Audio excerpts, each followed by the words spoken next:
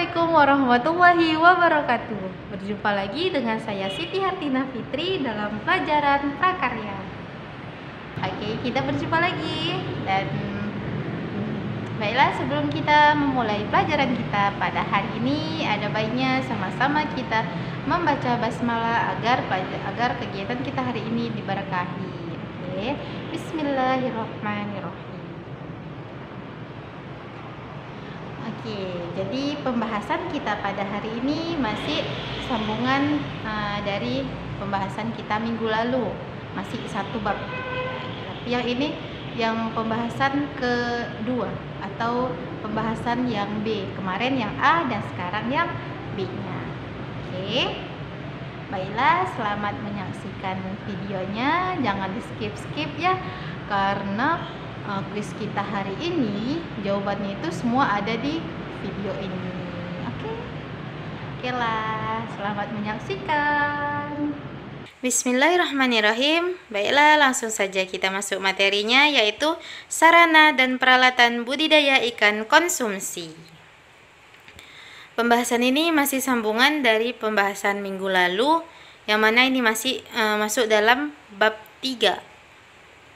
Oke, sebelum kita masuk ke pembahasan, kita lihat dulu, kita simak dulu Quran surah An-Nahl ayat 14, yang artinya, dan dialah Allah yang menundukkan lautan untukmu agar kamu dapat memakan daripadanya daging yang segar, itu ikan, dan kamu mengeluarkan dari lautan itu perhiasan yang kamu pakai, dan kamu melihat bahtera berlayar padanya, dan supaya kamu mencari keuntungan dari karunia-Nya dan supaya kamu bersyukur.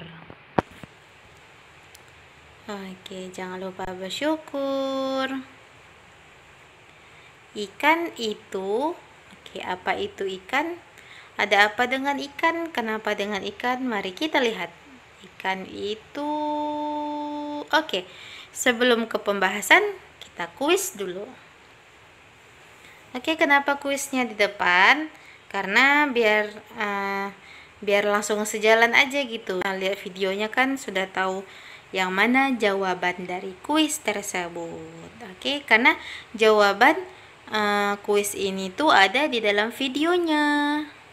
Oke, kita lihat soalnya itu ada tuliskan daerah pembudidayaan ikan. Kemudian tuliskan peralatan yang digunakan dalam kegiatan budidaya ikan konsumsi.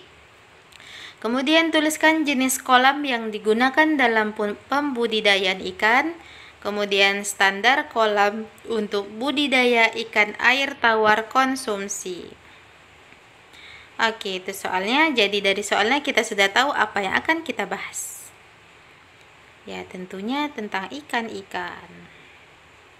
Oke, ini masih sambungan tadi.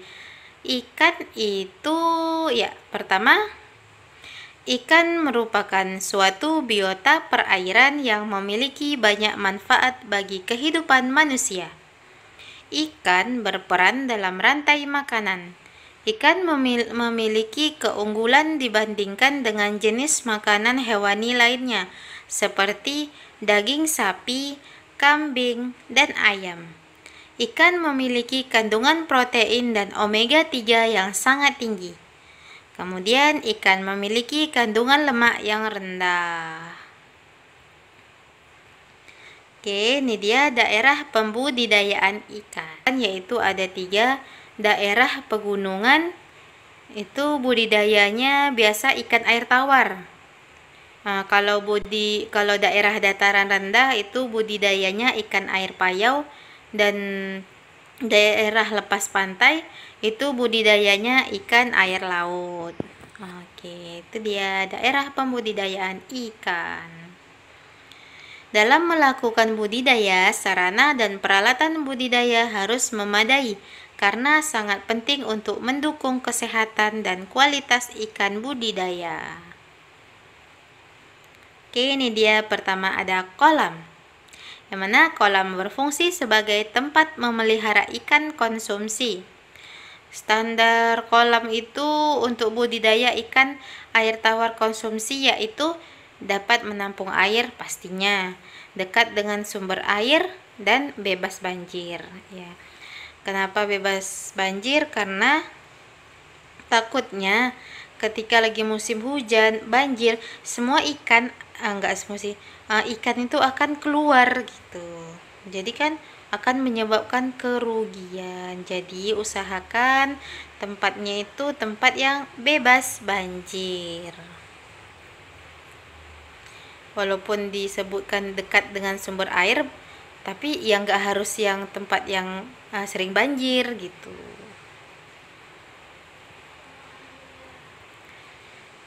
Oke, selanjutnya jenis kolam budidaya ikan air tawar. Apa aja jenisnya? Ada dua, yaitu kolam permanen dan kolam tidak permanen. Kolam yang permanen beton atau tanah, sedangkan yang tidak permanen itu terpal. Itu yang tidak permanen. Maksudnya bisa dibongkar pasang gitu ya. Oke, selanjutnya peralatan yang dibutuhkan untuk budidaya ikan konsumsi, yaitu jaring, seser, keramba, ember, waring, pompa air, dan timbangan. Oke, selanjutnya ini budidaya ikan air tawar dan budidaya ikan air laut. Ini alat-alatnya, masih alat-alat dalam budidaya ikan air tawar dan budidaya ikan air laut. Ini alat-alat lebih spesifiknya gitu. Oke, kalau dalam budidaya ikan air tawar yaitu cangkul dan piring seci.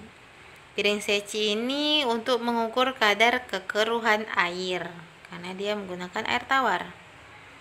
Oke, budidaya ikan air laut yaitu yang diperlukan perahu ya, perahu untuk transportasi dan pengangkutan ikan yang sudah dipanen.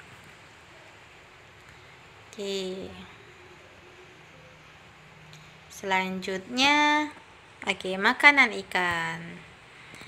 Udah dirawat, jangan lupa dikasih makan, karena kalau dirawat tidak dikasih makan ya sama saja ya, percuma tempatnya cantik, tempatnya bagus, tapi kalau tidak dikasih makan dia bakalan tidak sehat dan ujung-ujungnya akan mati, rugi dong gitu kan. Oke, jadi kita lihat dulu makanan ikan. Apa aja sih makanan ikan? Oke, makanan ikan disesuaikan dengan umur dan kebutuhan ikan. Ikan budidaya dapat diberi makanan buatan atau pelet. Selain itu, makanan ikan dapat berupa makanan yang biasa dimakan ikan di alam liar. Terkadang kolam tempat budidaya ikan konsumsi diberi pupuk untuk merangsang pertumbuhan plankton sebagai tambahan pakan alami bagi ikan. Oke, kemudian cara membuat pelet ikan. Oke, ini kita ini tambahan ya, wawasan tambahan aja. Gimana sih cara membuat pelet ikan? Ingat ya, ini pelet ikan, bukan pelet yang lain. Oke, kita lihat cara membuat pelet ikan. Pertama, buat campuran bahan perekat terlebih dahulu. Oke, apa aja bahan perekatnya? Dia campurkan tepung dengan air supaya mirip seperti lem. Masukkan tepung ikan minimal 20% dari total campuran untuk ikan nila segala umur. Masukkan juga aneka bahan pelengkap dengan komposisi sesuai kebutuhan. Itu kebutuhannya dedak halus, bungkil kedelai, bungkil kelapa, minyak ikan, mineral, dan vitamin untuk ikan. Oke, ini 10% saja. Kemudian buatlah campuran bahan ini sampai kenyal. Lalu campuran ini dapat digiling dengan mesin giling daging. Pada tahap ini pelet masih bersifat basah. Jadi untuk mendapatkan pelekat kering, campuran bahan perlu dijemur 2 hari agar kering. Oke, itu dia cara membuat pelet ikan. Oke, jadi mana tahu abang kakak ingin membuat pelet ikan sendiri? Oke, ini caranya. Oke, baiklah. Sekian pembahasan kita. Terima kasih. Oke, itu tadi videonya. Gimana? Sudah ditonton kan? Oke, jadi selamat mengerjakan kuisnya. Semoga mendapat nilai yang bagus biar nilainya juga nilai akhirnya juga bagus. Oke. Baiklah. Terima kasih. Dan sebelum kita menutup perjumpaan kita pada hari ini, tadi kita sudah mulai dengan basmalah dan kita tutup dengan hamdalah. Alhamdulillahirabbil alamin. Oke, baiklah. Sampai berjumpa di video selanjutnya. Tetap semangat ya. Semangat. Assalamualaikum warahmatullahi wabarakatuh.